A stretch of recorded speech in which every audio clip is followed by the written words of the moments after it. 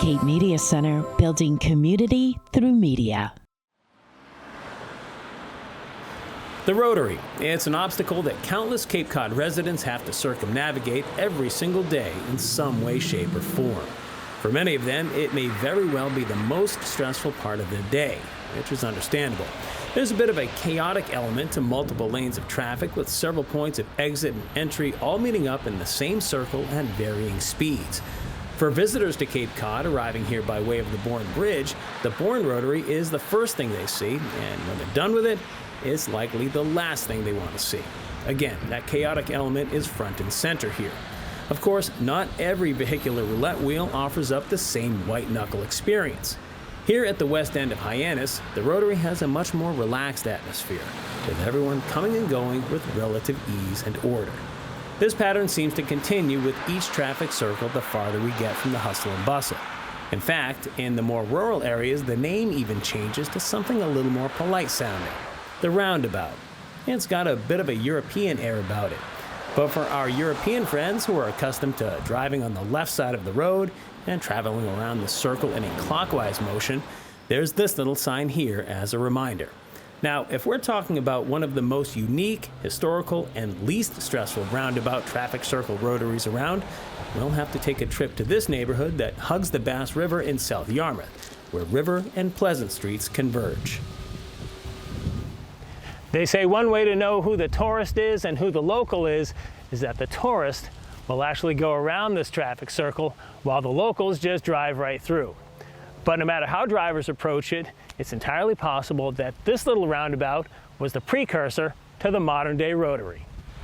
Quite often, the rotaries that we come across in our travels tend to have some type of landscaping on the inner circle. What stands out about this one here on River and Pleasant is that it's a two-tiered brick structure. So while it's known as the first rotary in the United States, that may not have even been its original intention. This rotary traffic circle, whatever you would like to call it, put here about 1904, 1905 by a gentleman named Charles Henry Davis, a local here, lived right across the street. It originally started as an animal watering trough. As to whether he plunked it here as an animal watering trough or a rotary, not really sure whether it started out as one and graduated to the other or had an original purpose. Although he may have inadvertently started the trend of rotaries from coast to coast, it's possible that Davis's involvement with the National Highway Association as one of its founding members had a direct impact on the roadways that we take for granted on a day-to-day basis. I wouldn't necessarily say his fingerprints are on it, but his ideas are probably parts of it. Probably making more direct routes to and from various places. At the dawn of the automobile, people were becoming more mobile, relying less on animal transportation and more machines. Early cars obviously didn't go that fast, but they couldn't handle the kind of rough terrain like a horse could as much. So they were trying to level ground and make more direct routes to certain areas instead of like S-curves and everything around the landscape. It was more a straight shot, as much as one could have. 100 years ago, Davis probably didn't envision the kind of clutter that today's modern-day roadways endure. As for the lasting legacy of his old neighborhood roundabout, Sam Lawrence has an affinity for the trivia that it provides. To me, this is exactly what I want it to be. It's an obscure fact that you can bring up in a topic of conversation and surprise someone. Hey, did you know that the first rotary in the country was right here in South Yarmouth? Some people will know. You get out of town, people will go, no, I didn't know that. Where is it? Oh, it's right in the middle of the road in South Yarmouth. Oh, the thing that we ignore all the time? Yes, the thing that you ignore all the time.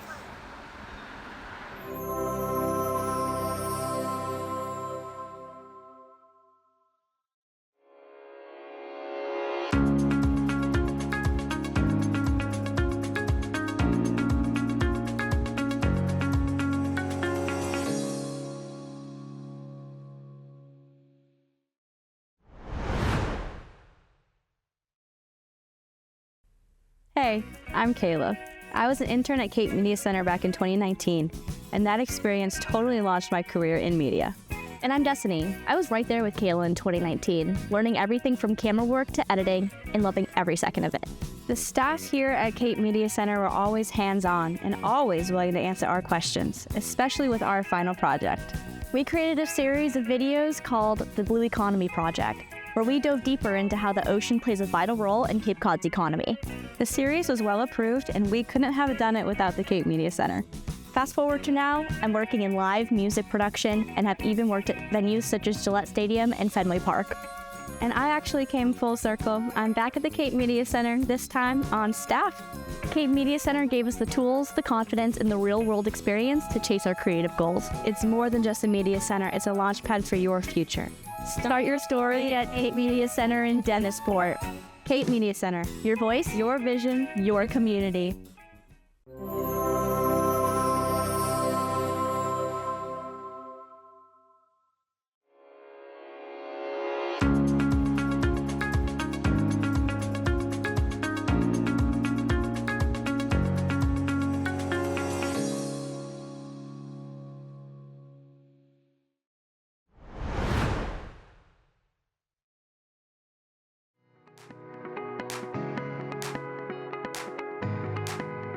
Hosted by the Cape Cod Climate Change Collaborative, the 2025 Net Zero Conference took place on October 14th in Hyannis. Each year, the Net Zero Conference serves as a place for collaboration, innovation, and informed action. Local leaders, experts, and neighbors explore real, actionable solutions. They cover coastal resilience, skyrocketing homeowners' insurance costs, grid readiness, and the climate action plan for Cape Cod. I'm Katie Atchison. I am the Executive Director of the Cape Cod Climate Change Collaborative. And today we are at Net Zero, our climate conference at the Emerald Resort in Hyannis. The Net Zero Conference is an annual conference that the Climate Change Collaborative holds to bring together all of our stakeholders, businesses, volunteers, talk about the work we're doing as a community, and spur people on and inspire people to continue to make efforts to preserve not only Cape Cod, but the entire planet. This year featured a range of speakers sharing their insights and strategies, including Juan Martinez from Eversource, Dan Schell from Cape Light Impact, Julia Fox from the Massachusetts Department of Energy Sources, and Anne-Marie Ronsola from the Center of Coastal Studies as the MC. Everyone was invited to be a part of the climate conversation, to learn ways to protect our community, safeguard our properties, and be inspired to act.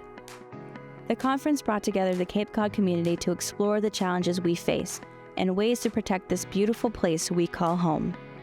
We're Cape Media Center, building community through media.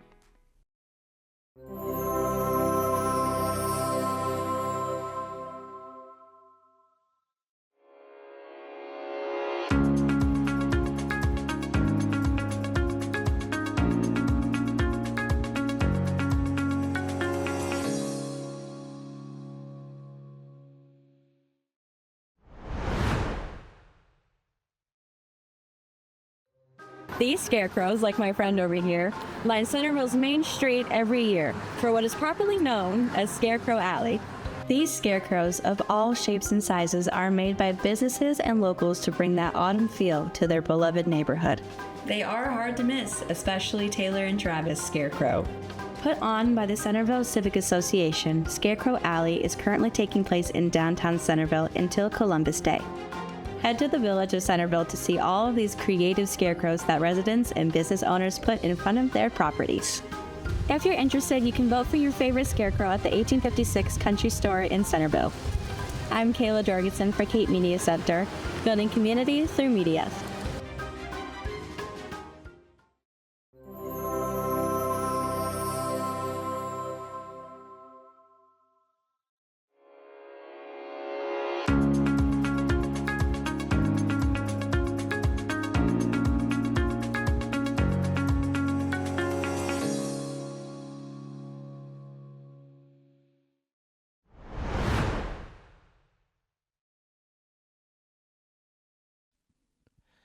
It was so much fun having Talia Aroni of Hot Yoga East Dennis in our studios to record a workout video that we began airing during our morning exercise block here at Cape Media Center.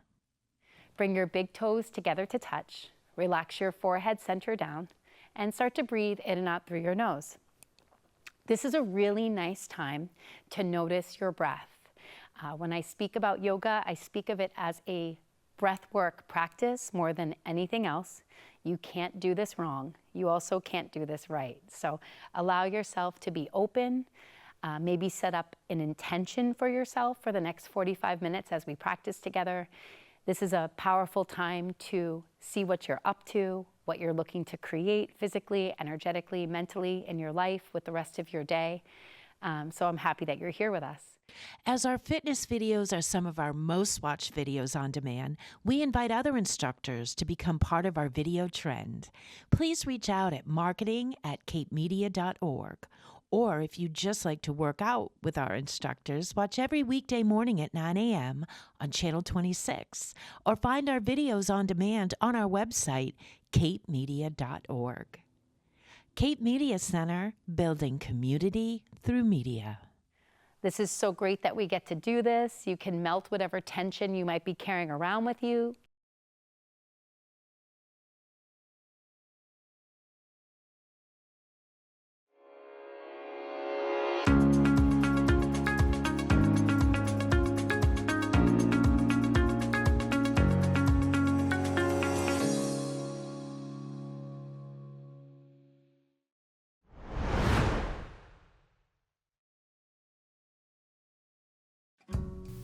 With over 500 nonprofits on the Cape, it can be difficult to make your organization's message heard.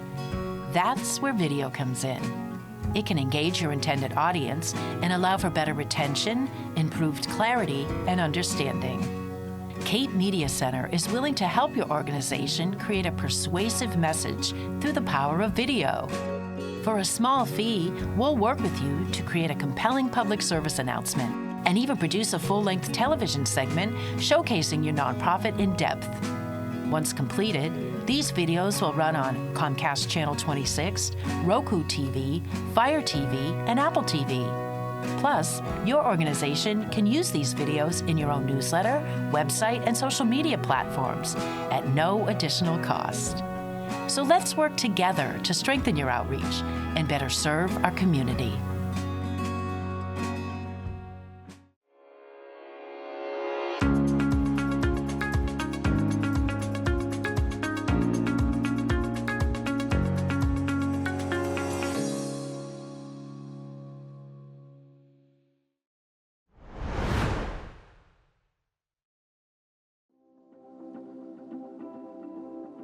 Monomoy Regional High School, the home of the Sharks, will now possibly be home to a new program called Innovation Career Pathways. I spoke with Principal Jennifer Police and Superintendent of Curriculum, Instruction, and Assessment, Robin Millen, to hear more about what this program means for the high school's future. The Innovation Career Pathways is a designation from the Department of Education. It's a programming opportunity that they have put together for years now that offers schools courses and planning opportunities to make sure students are learning in industries that are of high need in the communities that we serve. Yeah, basically it's connecting the classroom to high demand careers, ensuring that students are exposed to like the progression of the career industry, high demand jobs, something that can sometimes be difficult with just coursework, which is why it also embeds internship opportunities, authentic learning. Anything else you would add to that? I think that's good. It requires us to like go out into the community and see what do our industry partners think they need as far as professional, both out of high school and out of the 4-year colleges or 2-year or 4-year colleges. So it really connects those two pieces together. This Career Pathways program is not in place yet, but Monomoy's current internship program is thriving. The program placed more than 130 students in local positions during the last school year. We have a really successful internship program here. We actually have the largest on Cape Cod of all the Cape high schools by a wide margin. I think I look at this as something that's going to complement our existing internship program, and I look at it like it's going to probably be more intentional and purposeful in the placement of where a student might be placed. That's the way I look at it. We really try to match the students' potential career interest. And sometimes that either confirms or denies what a student thinks that they want to study, which is why it's really impactful.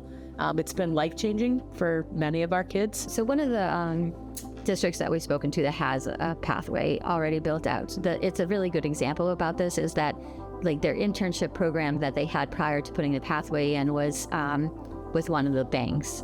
And students that first language was not English were never going to be interning at the bank. They never were placed at the bank. Difficult for banks to have the conversation with their tellers and their customers without a first language being English. So through the pathway, it's really important that if that's what we're going to do, make sure it's accessible and there's no barriers to anybody.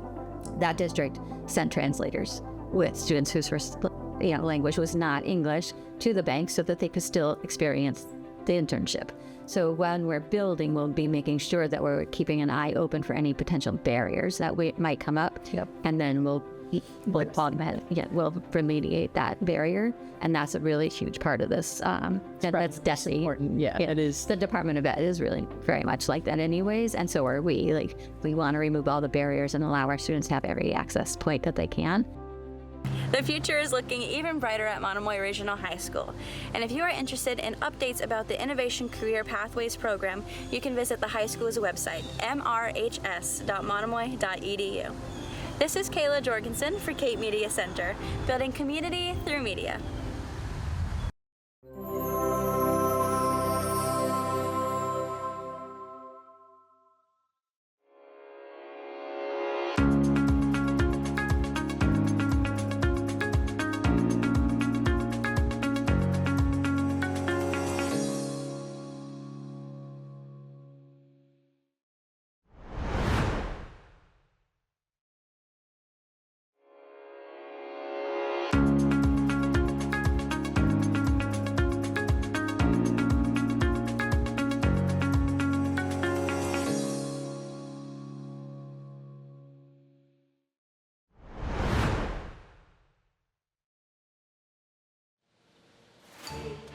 It's that time of year again.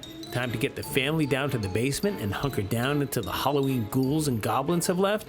No, nothing that serious. The pumpkin people in the park are back, and rumor has it that one reason the park closes from 10 p.m. to 6 a.m.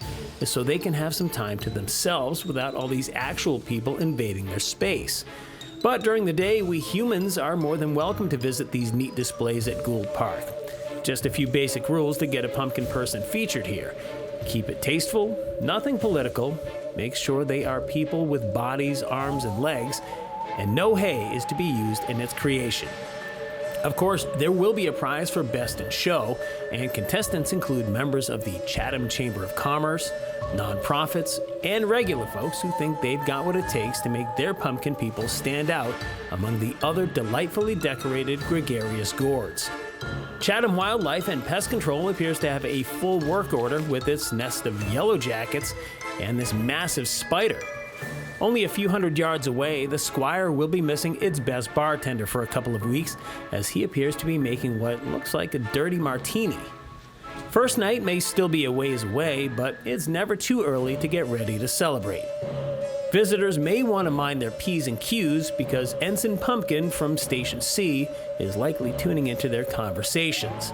The Friends of the Eldridge Public Library took time to honor the first responders, who look pretty sharp decked out in their life-saving gear, while the spiciest customer service rep from Cape Cod 5 is still taking calls out here in the park.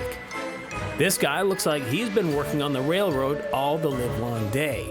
The Boys and Girl Scouts are well represented here too. So how about some cookies? And we can't forget about Charlie Brown, his best friend Linus Van Pelt, Snoopy, and Woodstock eagerly awaiting the arrival of the Great Pumpkin. Well, it better get here by Halloween because as of November 1st, all of this is gone and the place goes back to being, well, a pretty darn nice park here in the center of town.